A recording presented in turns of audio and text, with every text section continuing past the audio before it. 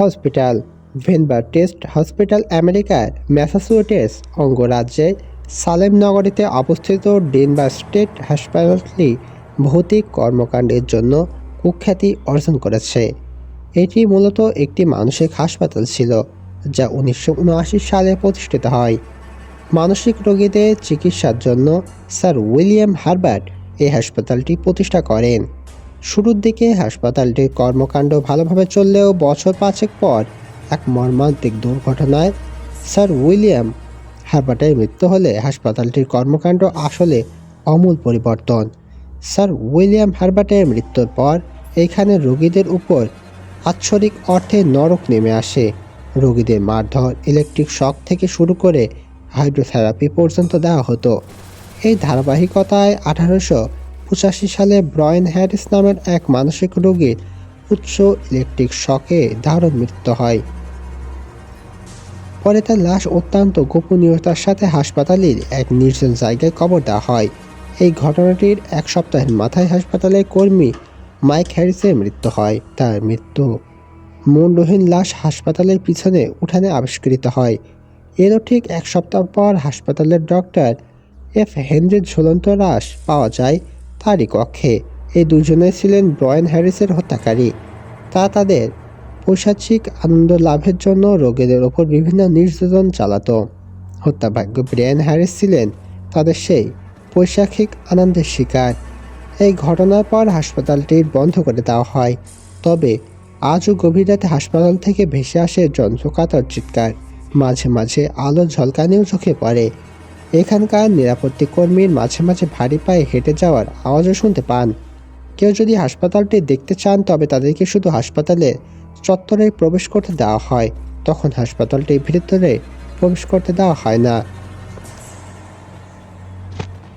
নিচেরই একটি সত্য ঘটনা ভূত এফএম ও এয়ারটেল বাজের পক্ষ থেকে সিলেটের একটি হান্টেড চা বাগানে যাওয়ার সুযোগ মেলে। 30 তারিখ সকালে রেডিও 40 এর অফিসে যাওয়ার পর ফারহান ভাই, ফুরাদ ভাই ও দেবাসীন ভাইয়ের সাথে পরিচয় হয়। আমার মতো তারও লাকি উইনে সকাল 9:30 রওনা হওয়ার কথা থাকলেও দেরি হয়ে যায়। ড্রাইভার অ্যাক্সিডেন্টের কারণে নতুন ড্রাইভার ঠিক করে রেডিও 40 এর বরাত ভাই আমাদের নিয়ে চলে সিলেটের উদ্দেশ্যে। খুবই আনন্দে থাকলেও তখন বুঝিনি সামনের বিপদ। ভুতুরে গল্প করতে করতে সিলেট বিশ্বরোড পৌঁছাতে সন্ধ্যা। একটু দূর না যেতে যেতে মাইক্রো টায়ার পাংচার। খুব স্বাভাবিক, কিন্তু পরে বুঝতে পারি হয়তোবা এখান থেকে আমাদের আসল যাত্রা শুরু। প্রায় 1 ঘন্টা লাগে একটা টায়ার রিপেয়ার করতে, যা সাধারণত এত সময় লাগে না। যাই হোক, আমাদের যাত্রা আবার শুরু হলো। সিলেট থেকে 2 জন উইনার পিক করে রাত 10টায় হোটেলে পৌঁছাই। ডিনার শেষ করে হান্টেড স্টেট এর উদ্দেশ্যে আবার রওনা দিই। হোটেল থেকে 15 মিনিটের রাস্তা। যথেষ্ট গ্যাস থাকা সত্ত্বেও গ্যাস শেষ। গ্যাস নিয়ে চা বাগানে পৌঁছাতেই রাত 12টায়। মাত্র 10 মিনিট আগে পুরো শুনশান এলাকা, চা বাগানে গার্ড পর্যন্ত নেই। থমথমে এক পরিস্থিতি। চা বাগানের শেষ প্রান্তে জঙ্গল, আর সেই জঙ্গল বাগান যেখানে জুজু নামক বাচ্চা খেকোর কথা শুনতে পাওয়া যায়, আছে একটি কবরস্থান যেখানে চা বাগানের শ্রমিকদের কবর দেওয়া হয়। এই বনে নাকি মাথা কাটা যুবতীর লাশও পাওয়া যায়। আমাদের কাজ শুরু। ইতিমধ্যে আমরা 2 বার অন এয়ারে গিয়েছি। রাসেল ভাইয়ের কথা মতো আমরা 2 জন করে 4টা দলে 8 জন ভাগ হয়ে যায়। আমার জীবনের অন্যতম অধ্যায় শুরু হতে যাচ্ছে। আমি আর ফারহান ভাই চা বাগানের ভিতরে দিয়ে হাঁটছি।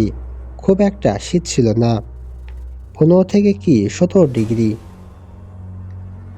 কিন্তু চা বাগানের ভিতরে কুয়াশা।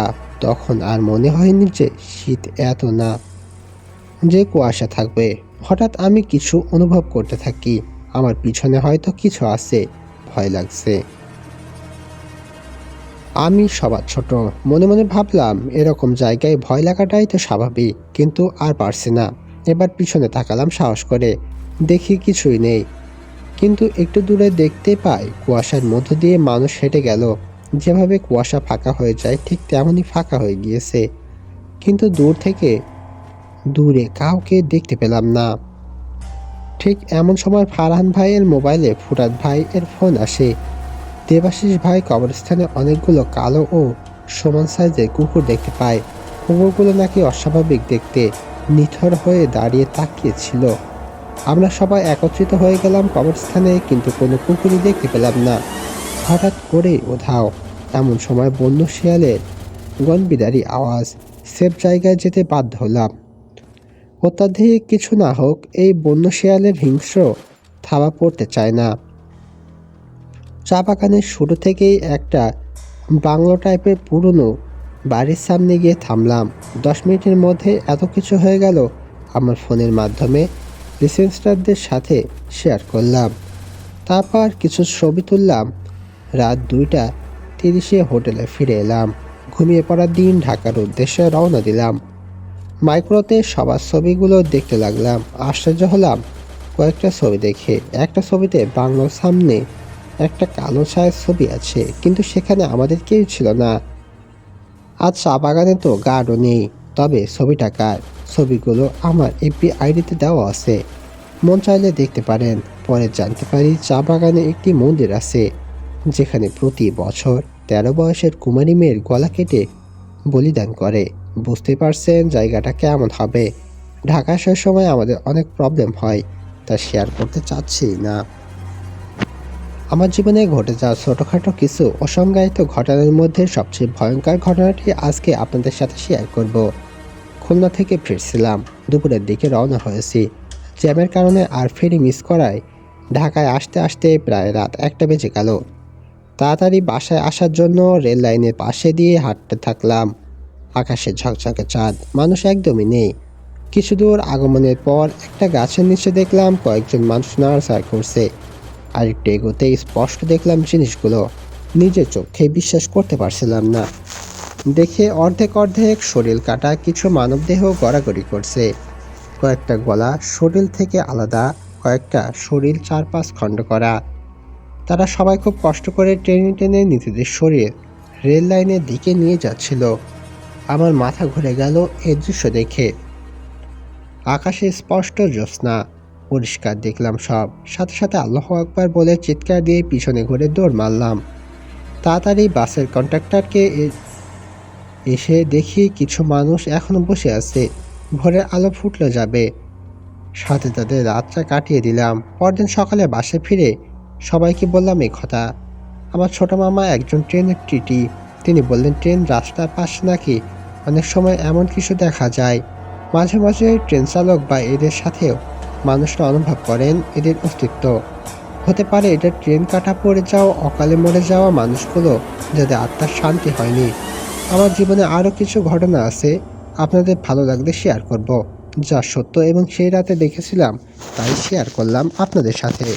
চা বাগানের শেষ প্রান্তে জঙ্গল, আর সেই জঙ্গল বাগান যেখানে জুজু নামক বাচ্চা খেকোর কথা শুনতে পাওয়া যায়, আছে একটি কবরস্থান যেখানে চা বাগানের শ্রমিকদের কবর দেওয়া হয়। এই বনে নাকি মাথা কাটা যুবতীর লাশও পাওয়া যায়। আমাদের কাজ শুরু ইতিমধ্যে আমরা 2বার অনিয়ারে গিয়েছি। রাসেল ভাইয়ের কথা মতো আমরা 2জন করে 4টা দলে 8জন ভাগ হয়ে যায়। আমার জীবনের অন্যতম অধ্যায় শুরু হতে যাচ্ছে। আমি আর ফারহান ভাই চা বাগানের ভিতরে দিয়ে হাঁটছি। খুব একটা শীত ছিল না, 15 থেকে 17 ডিগ্রি, কিন্তু চা বাগানের ভিতরে কুয়াশা। তখন আর মনে হয়নি যে শীত এত না, যে কুয়াশা থাকবে। হঠাৎ আমি কিছু অনুভব করতে থাকি, আমার পিছনে হয়তো কিছু আছে, ভয় লাগছে। আমি সবার ছোট, মনে মনে ভাবলাম এরকম জায়গায় ভয় লাগাটাই তো স্বাভাবিক, কিন্তু আর পারছি না।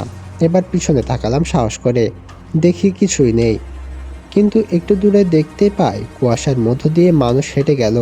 যেভাবে কুয়াশা ফাঁকা হয়ে যায় ঠিক তেমনই ফাঁকা হয়ে গিয়েছে।